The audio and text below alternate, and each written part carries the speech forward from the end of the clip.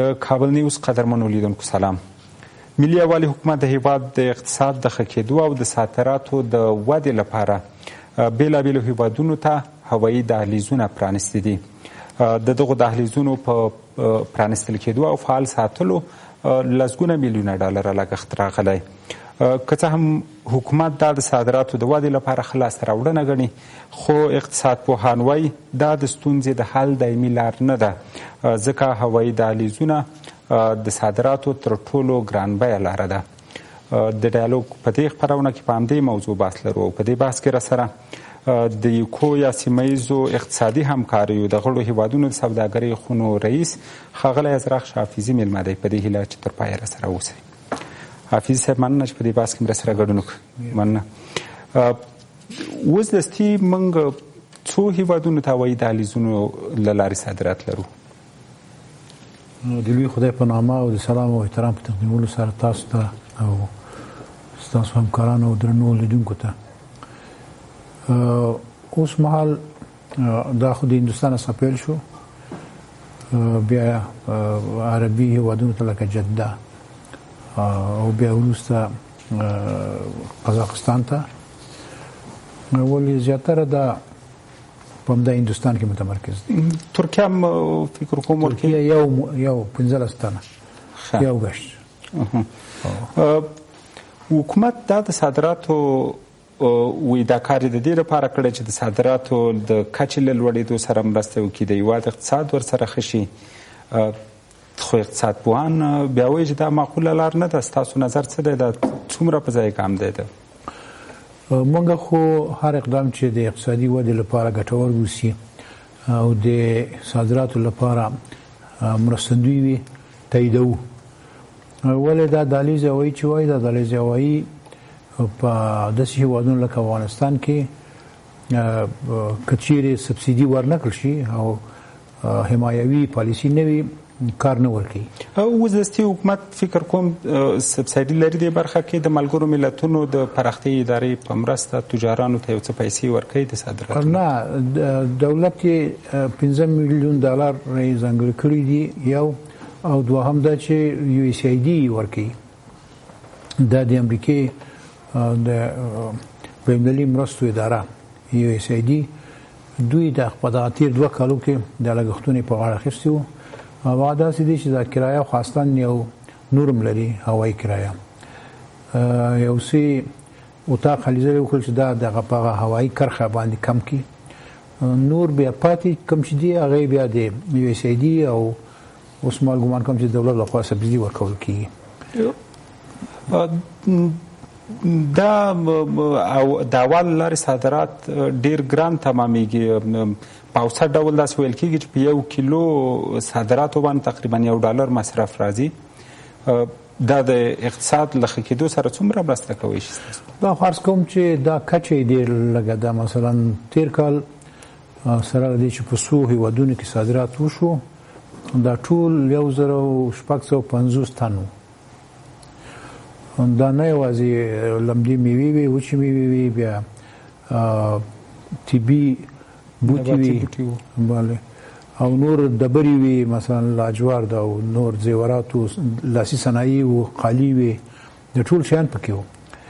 نو موږ 600,000 ټنه یوازې لمدې میوې د صادراتو لپاره لرو، او که چیرې نور مسایل هم وسنجو تقریبا 1.5 میلیون ټن چې پکې معدني شیان ډېر شامل نه دي صادرات لرو. او په دغه صادراتو کې که چیرې دا 1.5 ټن وبولو 0.01% کېږي. دا بیشتر رواني جنبه لري چې د لپاره چې خلک مشغول وساتل شي او دا چې یو هیله ورته ورکړل شي چې موږ هم یو کار کوو.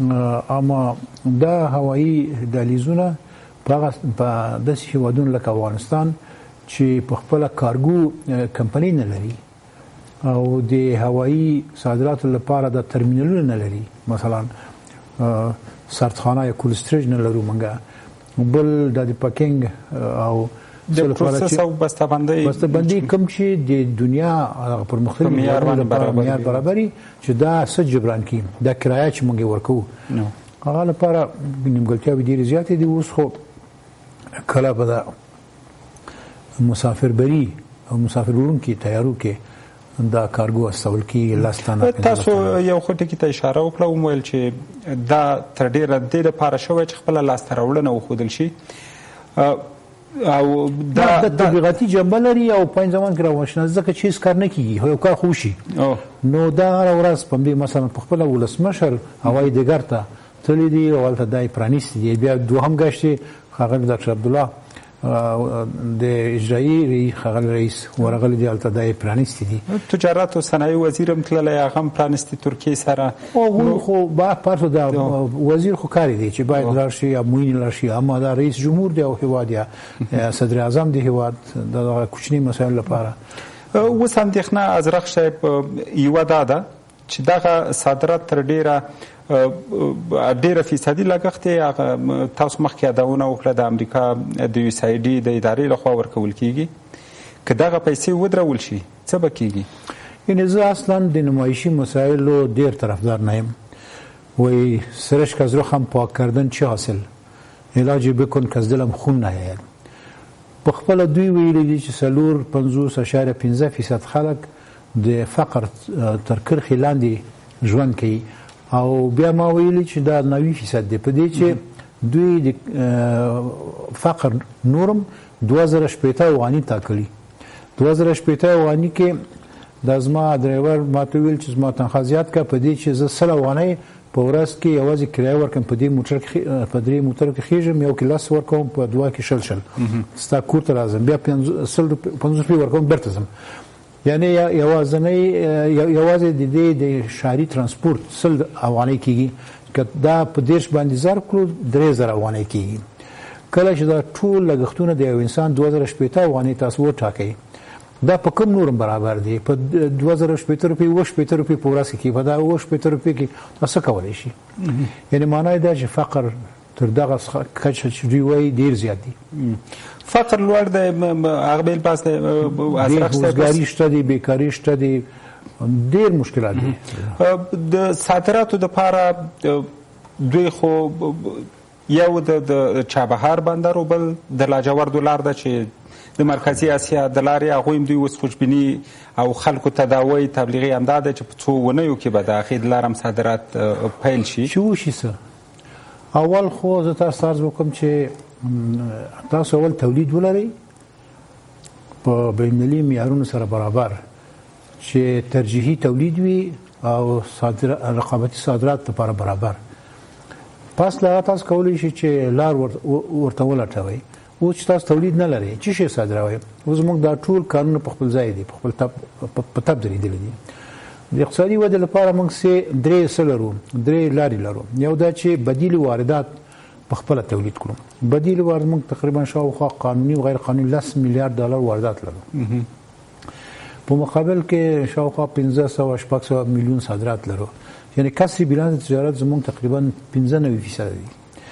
نو هیڅ هیواد په دنیا کې دغه کسر سره خپل اقتصادي حیات ته دوام نشي ورکولای.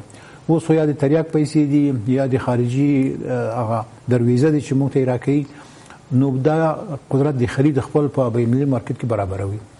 کله چې دا کچه د مرستې کم شي او دا قاچاق هم مخنیوي وشي، دا پیسې چې موږ د بین‌المللي مارکیټ څخه شیان رانیسو، دا هارد کرنسي یا سخت پیسې لکه ډالر، لکه پاوند، لکه یورو، دا د کومه کیږي. نو تجارت په دې خاطر بیلانس باید ولري چې هر عمر چې تاسو صادرات کوي هم دومره باید واردات ولري یا تر هغه څخه کم واردات ولري. نو موږ دا وس نه لرو. اوس مهال کسر د بیلانس تجارت زموږ 95% دی. دغه شی د لبینولو لپاره باید اساسي فکر وشي. اساسي فکر دا دی چې بدیل واردات دنه په هیواد کې تولید شي. مثلا $10 میلیارډ موږ واردات لرو، کېدای شي چې دا $10 میلیارډ اکثرا خوراکي مواد دي، اکثرا پوشاک دي، اکثرا د سوان دي، انرژي دي، تیل دي، غاز دي او نور شیان دي، یا د موټر روغانیات دي. دا ټول امکان لري چې په افغانستان کې تولید شي. یو ریفاینري چې تاسو جوړ کړئ په شبرغان کې تیل شته دي، په سرپل کې تیل شته دي، په پکتیکا کې تیل شته دي، په کټوازو کې، په هرات کې د اقل موږ وایو افغانستان یو تجارتي او زراعتي هیواد دی، په دغو برخو خو باید کار شوی وای. د زراعت له اړخه خو باید موږ په خپل ځان باندې اوس دا خو لوی دروغ دی. دروغ په دې دي چې افغانستان هیڅ زراعتي هیواد نه دی. زراعتي هیواد کالیفورنیا دی، زراعتي هیواد آلمان دی چې کانالیزیشن ته ضرورت نه لري، هر ورځ هر شپه باران وري، مځکې ډېر مستعد د کښت لپاره دي، په میلیونهاو ټن خپل د ضرورتونو لپاره تولیدوي، بیا د صادراتو لپاره تقریبا د 300 میلیون انسانانو لپاره په خارج کې د امریکای خوراکي مواد صادریږي. موږ څنګه زراعتي هیواد یو چې خپل هغه حد اقل د ضرورتونو نشو پوره کولای؟ دا ټوکی دي، دا خبرې چې کېږي د بې مسؤلیته خبرې دي. کرا شو دا اوس چې څه تولیدات موږ لرو، کیفیت له نظره څنګه دي یا څومره دي د کمیت له نظره، د دغه صادراتو کې ولې موږ له ګاونډیو سره د ستونزې نشو حل کولی چې هوایي دهلیزونه پرانیزو؟ مشکل دغه دی چې موږ باید اول یو اساسي کرښې د اقتصادي ودې لپاره ولرو. زموږ دولتونه تر اوسه پورې دې ته بریالي شوي نه دي چې اساسي کرښې او اولویتونه د ملي اقتصاد د افغانستان برسېره کړي چې موږ کم کارونه باید وکړو، کوم یو اول وکړو، کوم یو دوم وکړو، بیا په ترتیب سره. د افغانستان 3 شیان ډېر د پام وړ دي. یو موږ تقریبا د پخواني حسابونو پر بنسټ د 23,000 میگاوات د هایدرو پاور لرو، د اوبو برېښنا د تولید ظرفیت لري. هغه پخواني ټکنالوژي سره وو، اوس موږ نوې ټکنالوژي سره چې یو په 4 یو په 5 دي. هغه مثلا د روسیې هغه توربینونه چې 80 کاله او 1 کاله مخکې وو دا اټکل شوي، اوس دا توربین 10 چنده زیات تولیدوي. په هغه حساب موږ حد اقل 100,000 میگاوات برق لرو او برق واردوو. ولې برق واردوو؟ همدغه لاینونه چې جوړ شوي دي تقریبا 1.5 میلیارډ ډالر پکې لګېدلي دي. په دا 1.5 میلیارډ ډالرو کې 1000 میگاوات برېښنا جوړېدای شول دلته په متوالي بندونو کې، او د وارداتو پر ځای زموږ خپل ملي تولید وای، دلته کار ځای پیدا کېدل، بسیاتوب ته رسیدلو. دا یو برخه و. دویمه مثلا کارونه دي کې د دوام برخه زموږ معدن دي. موږ د اوسپنیز شیان او د تیلو او د غازو واردات تقریبا تر نیمایي زیات زموږ واردات هم دغه 2 شي دي. کچېرې موږ د اوسپنې د ذوب کارخانه ولرو چې 10 میلیون ټن تولید کړي، 4-5 میلیون ټن د په افغانستان کې خرڅيږي. د ستنه څخه نیولې تر سنجاقه تر میخه پورې تر نټبول تر کماني د موټر دا ټول د اوسپنې څخه جوړیږي. کرا شو سید موږ او تاسو په دې برخه کې د کار ظرفیت نه لرو، دولت به ولې بهراني پانګونه نه جلبي؟ ولې نه لرو؟ موږ داخل کې پیسې لرو، دوی نه ورکوي، دوی پالیسي نه لري. دلته ډېر پیسې شته دي. افغانان اوس مثلا د کبال سوداګر آمادم دي چې په دې برخه کې پانګونه وکړي. د مجبوریت لمخې دوی اوس موږ افغان فولاد لرو، کابل فولاد لرو، د خان سټیل لرو، دا ټول د کبال اوسپنې څخه سیخ جوړي، دا تقریبا 400 ټنه موږ تولید لرو په ورځ کې. نو پیسې شته دي، پالیسي نشته دي، حمایت نشته دی، یو مساعد زمينه ورته برابر نه دی. په هوایي دهلیزونو باندې باسو له دغه لارې تر ډیره کرنیز او صادرېږي. دا یو وړه خبره ده په مقیاس د کوچنی اقتصاد د افغانستان کې دا ډیره کوچنی شی دی. په دې چې ما درته عرض وکړ چې په تیر کال کې د ټول دهلیزونو څخه 1450 طن صادرات شوي دي. حال دا چې داسې وخت پیښ شوی دی چې یوازې د کندهار څخه په ورځ کې 10,000 طن 60,000 طن صادرات کیږي. د شمالي څخه د نور د پیرنخچیر ورته وایي د سمنګان یو برخه ده، دغه ځایونو څخه په ورځ کې 15,000 طن صادرات دي. نو دا په خپل دا صحیح ما درته عرض وکړ چې دا په خپل ځای اهمیت لري. د اقتصاد سره په غاټه کې مرسته نشي کولای. اهمیت لري لکه چې مثلا په یو کود کې د توکمه هم خپل اهمیت لري. اما داسې نشي کېدلی چې موږ کوټ نه وي یو تخمه دلته په غاړه واچو چې دغه خو نشي کېدلی. د ټول هېواد له اقتصاد سره دا مرسته نشي کوی، یو برخه ډېر جزئي برخه باندې. حکومت دویمه لاسته راوړنه یو وخت چې دوی یادوله د صادراتو برخه کې دوی ورباندې ډېر حساب کاوه د چابهار بندر څه ګټه یې وکړه؟ چابهار بندر خو په خپله یو ترانزیتي لاره ده، هغه ایران پورې اړه لري او استفاده لپاره موږ ته دوی راکوي چې ګټې ځینې پورته کړو.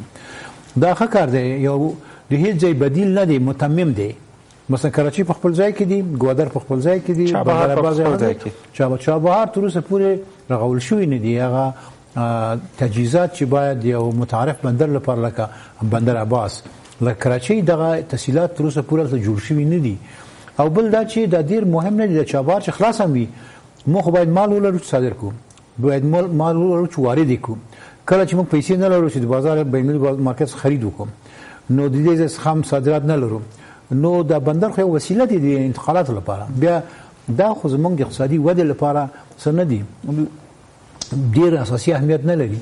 اوس دوی دا 4 کاله کېږي چې په دې شیانو کې دوی لګیا دي، ټاپي، کاسا هزار او چابهار.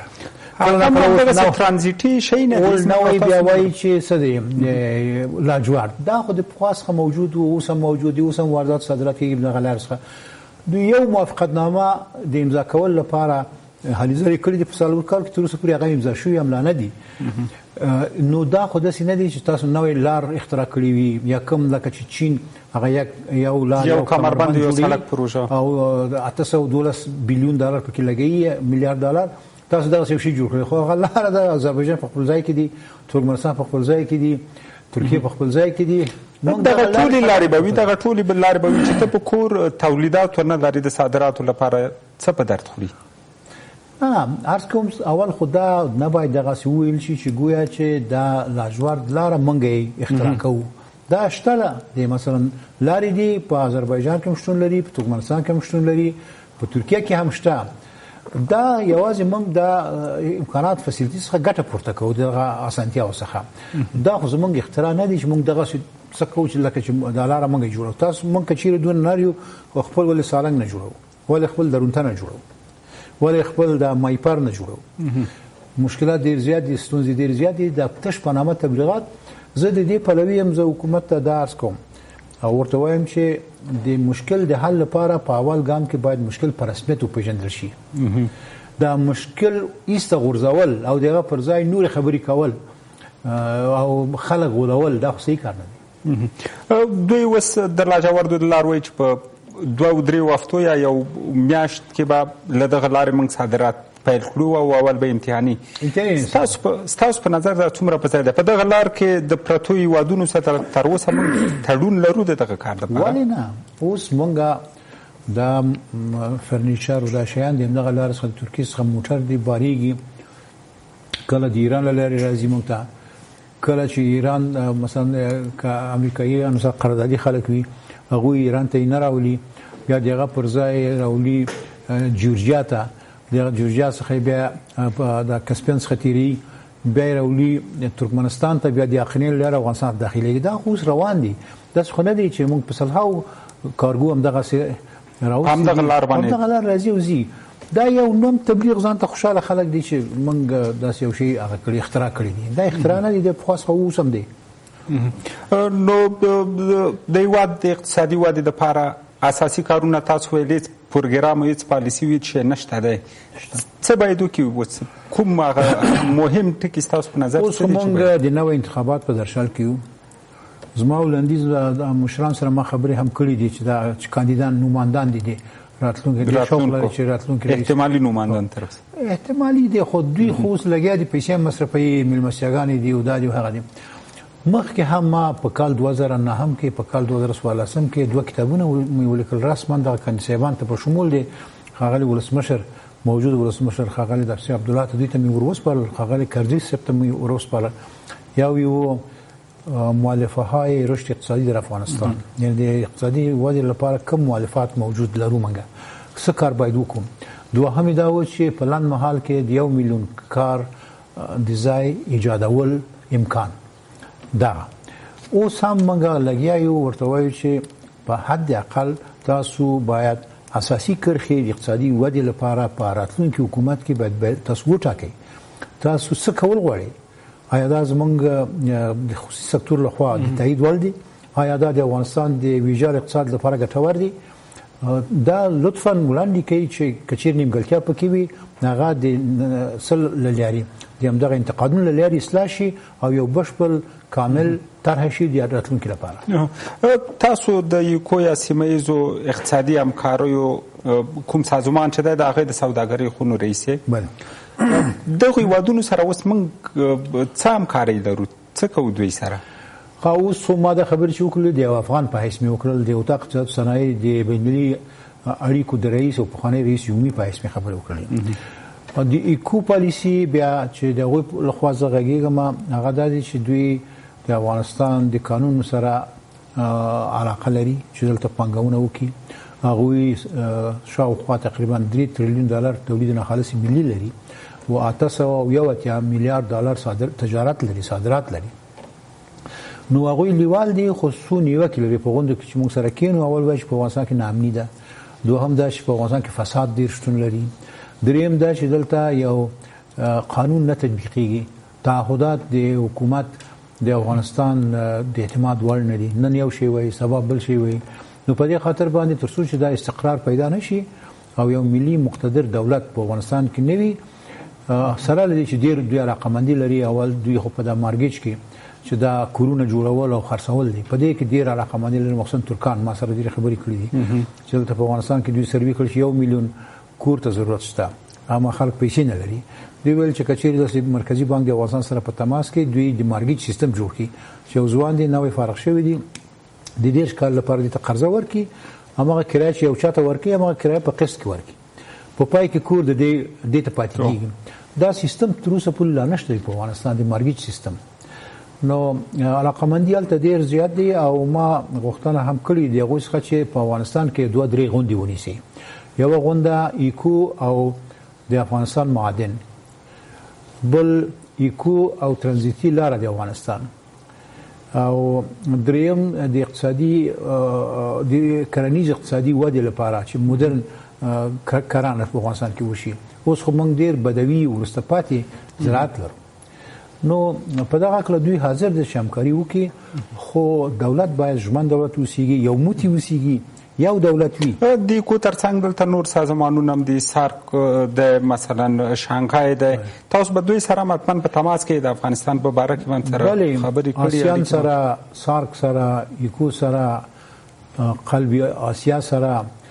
دا دوی سره په تماس کې او ناستې لرو سره او احتمال د دې شتون لري چې موږ په نومبر کې سارک سره او شانګهای سره وعدت عمل تر عنوان لاندې د همکارۍ په پراخه کچه پیل کو او یو غونډه لرو دلته ما غوښتنه وکړه چې جنرال اسامبلې دی کو دلته په افغانستان کې دایر شي د افغانستان لپاره مې یو تبلیغ وشي دونه شرایط دلته برابر دي چې د ایکو مشران دلته راځي او دلته خپل غونډې جوړوي او اقتصادي ودې په اړه خبرې کوي او دولت هم ورته آمادګي نیسي نو افغانستان د امکانات څخه ډک هېواد دی موږ هر شی لرو ولې هغه شی چې نه لرو منیجمنت دی هغه شی چې نه لرو خاص اقتصادي پلان دی چې باید موږ ورته ځانګړی پلانونو مدیریت نشټواله زمونږ غټه ستونزه ده خو دا یوازې پلان نه د استراتیژي باید ولرو دغه لپاره په اول سر کې چې هغه اساسي کرښې د اقتصادي ودې زموږ څه دي په کوم ځای کې موږ اوس مثلا دا دهلیز کې لګیا یو دا یا دغه دهلیز څخه موږ جنت ته رسیدای شو دا دهلیز کوم خواته روان دي د اساسي مسایل ته زما لاندې ورانیز دغه راځي چې د اوسپنې زاو لویه کارخانه جوړ کړو راځي چې 10 میلیون ټن تولید کړي چې دا بیا چې دا جوړ شو 290 نور کارخانې چې د پورې اړه لري مثال په توګه د میخ د نټو بولت د ګاډر د سیخ د انشادار د ټول د فعالیت شروع شي بیا د تیل ریفاینری دا یا په اصطلاح تصفیه خانه ده چې په هغه کې پولیتیلین جوړیږي پټرول جوړیږي ډیزل جوړیږي د اسفالت جوړی کرل دا ټول شیان د څه پوره لري. مننه ډیره زیاته ازرخ صاحب. سلامت اوسئ. درنو لیدونکو له تاسو مننه چې تر دې دمه موږ سره وئ.